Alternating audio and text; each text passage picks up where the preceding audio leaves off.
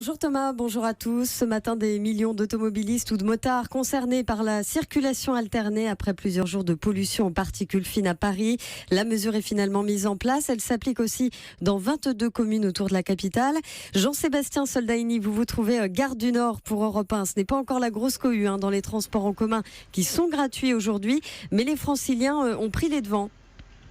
Oui, Céline, et on repère assez facilement ceux qui ont l'habitude de rouler en voiture, un peu perdus devant les panneaux d'affichage du RER.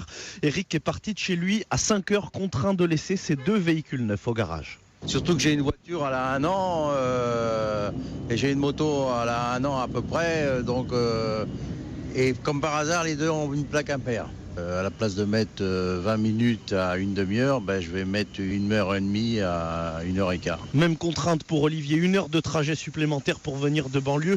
Lui trouve ça injuste que cette circulation alternée impacte majoritairement les particuliers et moins les professionnels qui peuvent avoir des dérogations. Il faut que tout le monde aussi le fasse. Les industries, les transports routiers, il n'y a pas que le particulier qui est plus facile pour moi à gérer que les industries qui, eux, polluent beaucoup également.